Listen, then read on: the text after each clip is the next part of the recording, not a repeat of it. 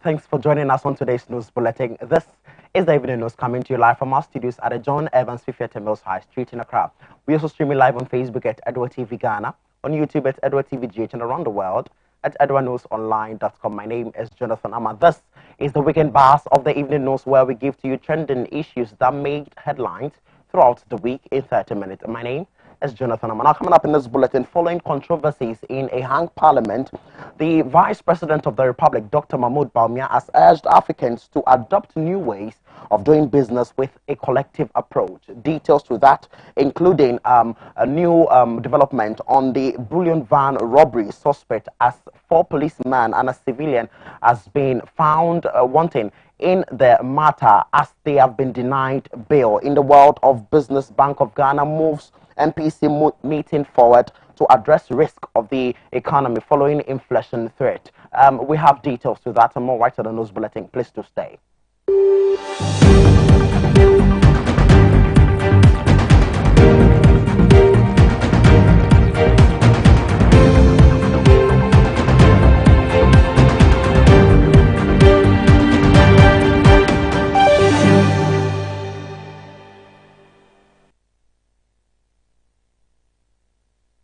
Thanks for staying with us. It is 12 days into the Heritage Month, where we patronize Ghana, we eat Ghana, we wear Ghana, and then we become citizens and not spectators. This is still your hub of comprehensive and complementary news. Now to our very first story. Vice President Dr. Mahmoud Bawumia has urged African countries, including Ghana, to adopt new ways of doing business with focus on a collective approach to delivering the requisite public goods and services for the citizenry. His statement follows the emerging trend close to parity in numbers of seats in parliament between majority and minority parties obtained among African countries. He made the submission whilst delivering the keynote address at the 82nd meeting of the Executive Committee of the Commonwealth Parliamentary Association CPA Africa Region held in Accra. The current composition of Ghana's parliament, I believe, is not exclusively unique to us. Is certainly indicative of a voter population that desires consensus building for a unified political force rather than the divisive, overly partisan, winner-takes-all, intolerant political system which obtained and unfortunately still remains in many African countries. The Executive Committee of the CPA Africa Region is the highest organ with the fundamental responsibility of leading the association on the continent of Africa to promote knowledge of the constitutional, legislative, economic, social and cultural aspects of parliamentary democracy. The meeting is held twice every year to plan the activities of the association and to discuss issues of concern to members. Laying emphasis on the challenges of a newly hung parliament, the Vice President was of the view that following the emerging trend close to parity in numbers of seats in parliament between majority and minority parties obtained among the African countries, there is the need to adopt new ways and procedures and processes of their various parliaments. The emerging trend close to parity in numbers of seats in parliament between majority and minority parties, as obtains also in Sierra Leone, behoves us to perhaps begin to adopt in our procedures and processes new ways of doing business with focus on a collective approach to delivering the requisite public goods and services for which the citizenry have entrusted us with their mandate. For the first time in Ghana's political history, it has what we call a hung parliament, with 137 seats of the NPP and 137 seats also for the NDC and 1 independent candidate. The structure has generated a lot of argument, particularly with the running of business, which many scholars believe can affect the good reputation of the legislature and disregard the very reasons for which its honorable members are in the August House. Dr. Bawumia hence noted that African parliaments cannot relent in their effort to live by ideas, to live by ideas and principles of all-inclusive government. We cannot relent in our effort to ensure that we live by the ideals and principles of all-inclusive government, government of the people, by the people, and for the people.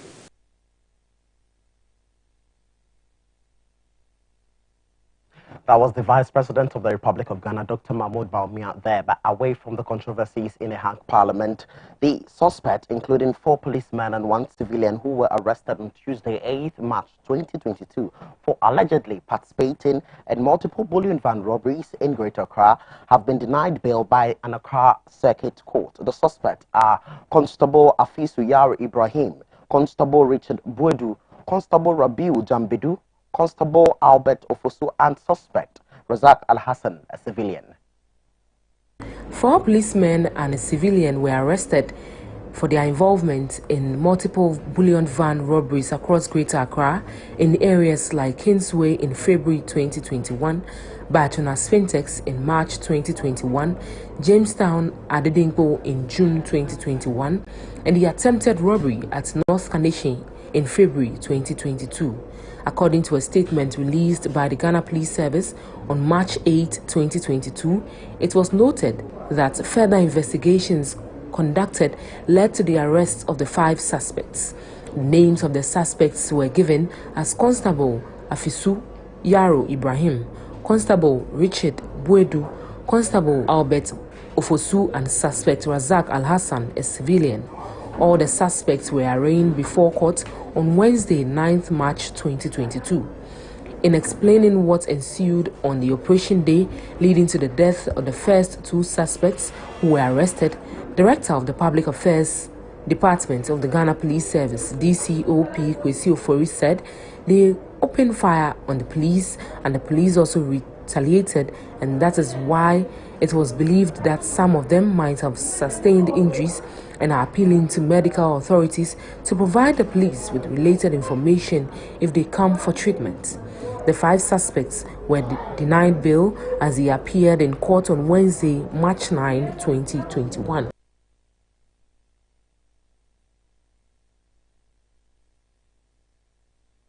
Now let's still stay on the matter, reacting to the involvement of police officers in the multiple bullion van robberies in Greater Accra, which was revealed by the police after its investigations. Security consultant Richard Kumado observed it's about time the Inspector General of Police, Dr. George Akufo-Dampare, and his team should ensure a thorough cleanup within the service. Speaking to Adoa TV's Nanaya Ado, Mr. Kumado noted that the police service should pay critical attention to character rather than medicals and qualifications when recruiting police into the police service. Not just the training, but the recruitment itself, because that is the fundamental point, and that is the basis of having access into any resource of security management within the Ghana Police Service. As somebody who has done enough background checks for corporate organizations and have sat on recruitment panels to recruit people, I can tell you that recruiting somebody with a negative background has so much repercussions, and it's a disservice to the organization. And the police service is one set of organizations.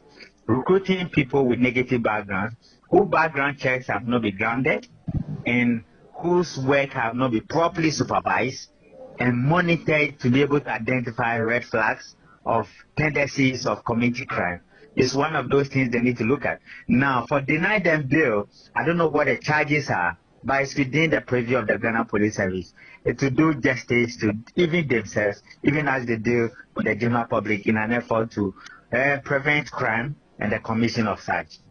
I can understand the confusion and the euphoria in the general public, but if you have been around police operations before, you can understand. So this is exactly what might have happened. That the 2 police officers they indicated earlier and the 2 police officers who are dead per the second statement, this is what might have happened. Which means that when they picked them up as suspects, they were the one who led them to the hideout. And the guys they met at the hideout identified these 2 police officers and said, oh, our guys are speaking to the hierarchy and we might be in trouble, so let's take them down.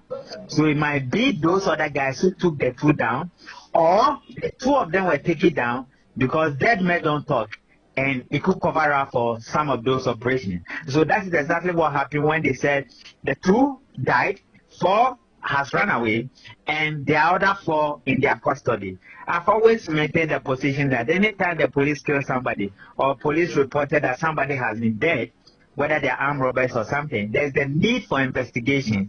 Other than that, innocent people could be killed with the cover that they were resisting arrest or they opened fire on the police. And today, it is not just a civilian, but it's one of them. And these are key people who are key witnesses in the ongoing investigations into the robbery of the bullion van and criminal gangs within the police. We will need to tread cautiously, and the police must be as explicit and campaign, even as they manage to, bridge the gap between the credibility lapses they have suffered in the public space. Now, as civilians, we will need to engage the police more openly. The police themselves will need to be more transparent, as they have started by bringing this case into the public space. The police must understand that getting the job done is why they are there. And we must allow Dampari and his men to do a little bit of cleanup within the Ghana Police Service. Other than that, they have a huge battle on their hands, and we can only wish them well. So that was security expert Richard Kumado there. But in a related development, the police administration has admitted the need to review the way it trains recruits after it's found out that 6 of its personnel, I beg your pardon, were complicit in recent bullion van robberies in the country. Speaking in an interview, the Director General in charge of Police Public Affairs, DCOP Kwesi Ofori, said they have made a relook and strategize on the training of new recruits to make sure that they contain such situations. Director General in charge of Police Public Affairs, DCOP Kwesi Ofori, has said the police administration has admitted the need to review the way it trains recruits after it found out that 6 of its personnel were complicit in the recent bullion van robberies in the country.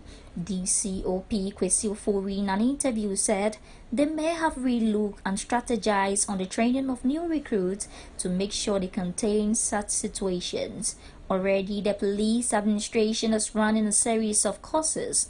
More than 2,000 of the personnel have gone through training at the highway school and other training facilities, and we will make sure that we turn things around, he said. DCP Ofori also assured that the police service would improve its monitoring of personnel. Police administration and its leadership have set up an effective internal machinery to police the police to make sure bad cops are nabbed. Police announced the arrest of the 4 policemen on Tuesday, and they have been arraigned today, Wednesday. Another suspect believed to be a civilian was also arrested, while 5 civilian suspects have gone into hiding, according to the police. The police in a statement also disclosed that a raid at Boteman near Sharmine led to the death of the other 2 police officers during an exchange of gunshots. The 2 officers who were killed are Constable Randolph Ansa and Lance Corporal Stephen Kweku Nyame. The 2, according to the police, had earlier been arrested in connection with the bullion van robberies. The bullion van attacks being investigated occurred at Kingsway, Bachona, Jamestown, and North Carnation Industrial Area last year.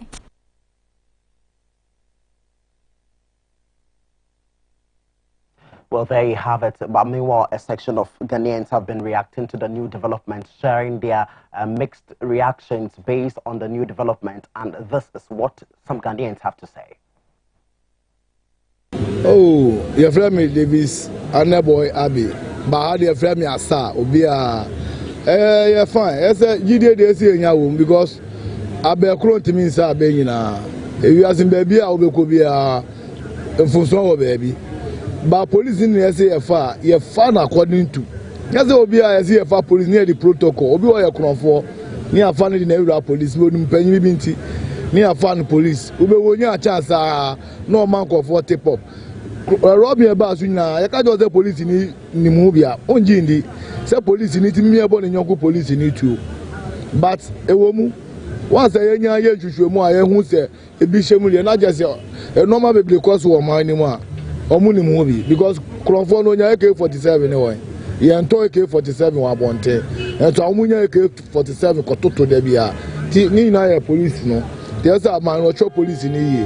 And the IGP so why are there. say ono ti men shomoyi police why born say pie ni de enyo mo pe say wa me hu say odimla na e adwuma no emla e factor police pepepepe eno use no o kan de enyo obefe no abeyi wa no en de wo be bia nti ya bo na baso oh ebe kon kan say afeni ehun abonefo no nti afeni ebe tu ko mo one by one ebe yi o mo film mako ti jide de ewo once IGP no oye serious no de enso ewo jide a ya data na chi ti empire ne ebe o ma no so onya nkwa no onye adwuma mo o ma no ma no fa no to ma pemfla their security they are working perfectly because let me use this if police go on strike even 1 second, what do you think it will happen to the country? Yes, so they are working perfectly. They are working. The military, the immigration, and all the security agencies, they are working perfectly. Because without them, you cannot live even 1 minute. They are working. Oh, some of Ghanaians will consider that police, there's no trust in police service again. Because some of the police are embarrassing the profession, especially the MTTDs. But not that if one of the police units is embarrassing the profession, not all the police units. Do you get me? Ghanaians will say a lot about what has happened, but we should bear in mind that without them, we cannot live. As I said earlier, I use example, when the police go on strike for 1 minute, the nation will turn into turmoil. So, for me, we can consider it, you media persons, we can consider that the police are not working. But we, the lawyers or the law students, we know that the police are doing well. To my suggestion, the public should actually have trust in them. Because if only one person is untruthful, that cannot hesitate them from not trusting all of them. Some people are genuine. I hope you understand. Some people are really genuine. Then some too have other bad mindsets. Yeah. So to me, in a view of things, the public should still have trust in them, but they should not put all their trust on them. At least they should rate them like 90%. Oh yeah, he has done well to us. So that is on God. We are still trusting them. We are still moving on to see what happened. Yeah, we are still moving on to see what happened. But for now, I cannot detect that it will move on. Yeah, but we are still on the process.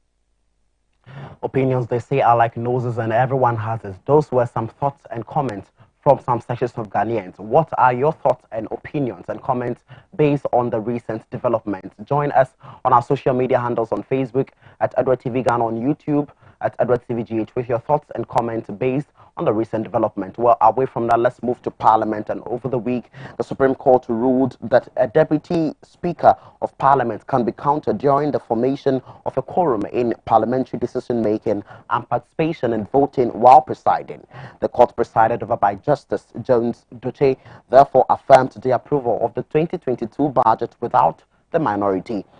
Private legal practitioner Justice Abdullah filed the case against the Attorney General.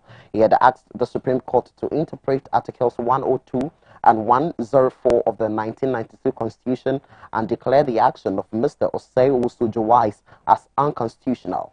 He also wanted the Supreme Court to declare the whole proceedings in Parliament on November 30, 2021, which led to the passage of the 2022 budget as unconstitutional, insisting the Deputy Speaker should not have counted himself as a Member of Parliament when he presided over proceedings. However, in defense on behalf of the state, the Attorney General Godfred Yeboah-Adame argued that no express provision in the 1992 Constitution stops a Deputy Speaker presiding over proceedings from voting or counting himself as part of Members of Parliament present to form the right quorum. He argued that the quorum in Parliament formed under Article 102 is different from the quorum formed under Article 104 of the 1992 Constitution.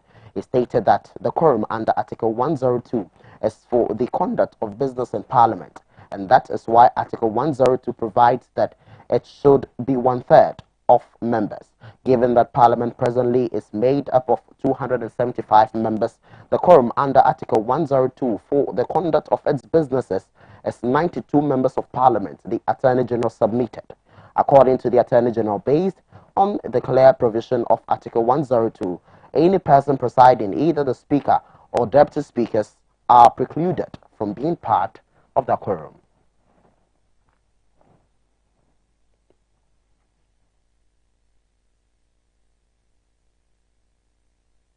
Let's do a little bit on the matter. Meanwhile, the minority in Parliament has criticized the ruling of the Supreme Court, describing it as unreasonable decision, noting that it's a judicial support for the passage of the electronic transaction levy. Reacting to the court's ruling in Parliament, the minority leader, Mr. Haruna Idrisu, observed that the minority in Parliament would just recognize the first and deputy speaker as member of Parliament for Bekwai and for Mina respectively, and not deputy speakers in Parliament. The Tamale South lawmaker reiterated the stance of the minority caucus on the electronic transactions levy, saying the caucus remains opposed to it.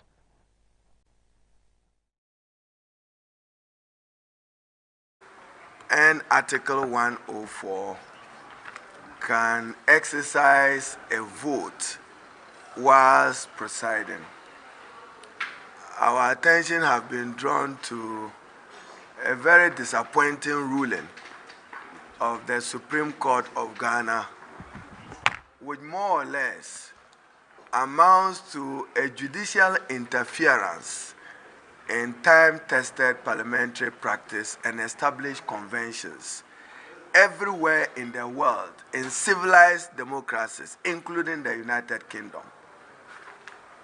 The presiding officer's vote is discounted. So it's not for nothing that Article 102 provides that a person presiding shall have no original nor custom vote. The Supreme Court, to put it aptly, this ruling is judicial support for e-levy, nothing more. Judicial support for e-levy, for a struggling economy in distress, and judicial support for the restoration of a matter that they have said is constitutional, is repugnant to the provisions of Article 102 and 104. But what can we do? They are clothed with the mandate and authority to interpret the law. This is a travesty. This is a travesty of parliamentary justice and a step in the growth and development of multi-party constitutional democracy built on the spirit and principle of checks and balances. Is it not intriguing for us to hear, whilst we await the full reasoning of the Supreme Court, to hear them that, I'm quoting from one of the justices, that the quorum in Article 102 is not the same thing as the quorum in Article 104. That is the ruling. But we know that for quorum, Article 102 is authoritative on the composition of quorum for Parliament for purpose of conducting business. We cannot see any material difference in the provisions of Article 104. But for their purposes, they have said that interpret 102 differently and separately from Article 104. They ought to know that Article 102,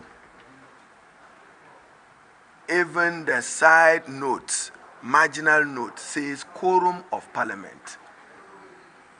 The judiciary of Ghana is also failing Ghana's parliamentary democracy in their inability to appreciate the true meaning of Article 110 of the Constitution, that Parliament shall by standing orders regulate its own proceedings. when we regulate our own proceedings, and today reference is only made to the 1992 Constitution and not to the standing orders of the Parliament of Ghana, and in particular, Standing Order 13. Today, as we speak, the Speaker is indisposed. There is a presiding person in the first Deputy Speaker. So, for your purposes, can you imagine what will happen in Parliament? Whilst the first deputy is presiding, there is no second deputy speaker available who will preside to supervise him voting for our purposes. Repugnant and unreasonable decision. He is presiding, so where he is presiding and the second deputy speaker for some purposes is not immediately available in the chamber, he will walk down, vote. At that time, there will be no person presiding over the Parliament of Ghana. This is a judicial support for President Nana Addo Dankwa's e-levy.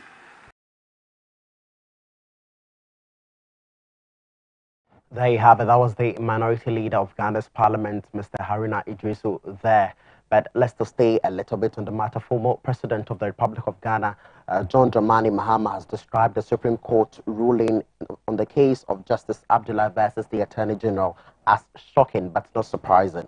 Taken to his Facebook page on Thursday morning, the 2020 presidential candidate for the National Democratic Congress said the unanimous 7-0 Supreme Court ruling is an unfortunate interpretation of convenience that sets a dangerous precedent of judicial interference in parliamentary procedure in the future. A 7-member panel of the Supreme Court on Wednesday, March 9, 2022, unanimously ruled that a presiding deputy speaker can retain his vote while presiding, and also declared that part of Parliament's standing orders are unconstitutional. This ruling of the Supreme Court has generated many reactions. The minority in Parliament has also described the ruling as a judicial support for the electronic transaction levy. According to former President John Dramani Mahama, the ruling is an example of the judicial getting into the way of Parliament activities in the future, hence hindering independence of Parliament. This comes after the Supreme Court had ruled that the Deputy Speaker of Parliament can be counted during the formation of a quorum for the parliamentary decision-making and participation in voting whilst presiding on Wednesday, March 9, 2022.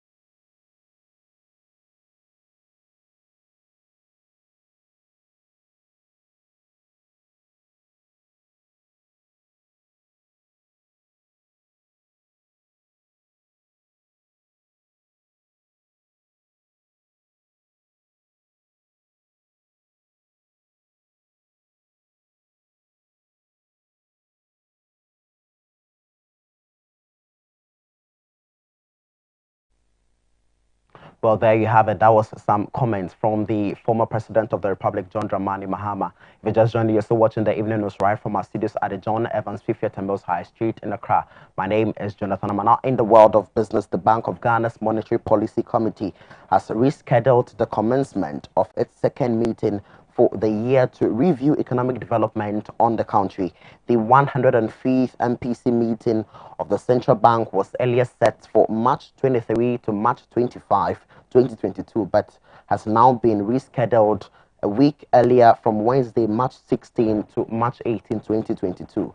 The statement issued by the bank, however, did not specifically state the reason for its decision. The press conference will be held on Monday, March 21, 2022.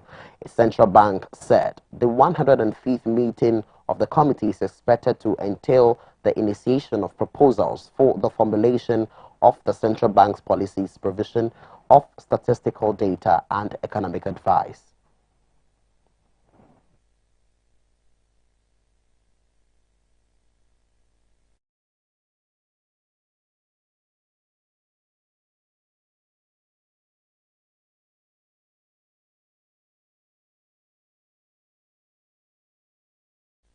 Thanks for staying with us on the news at 6:30. My name is Jonathan Amma. For more news, do well to log on to our website on adoanewsonline.com. It is still the Heritage Month, where we give to you trending issues from our cultural heritage, from our background as Ghanaians, where we become citizens. It's always and not spectators. My name is Jonathan Armah. Do have a lovely evening and enjoy the rest of our program.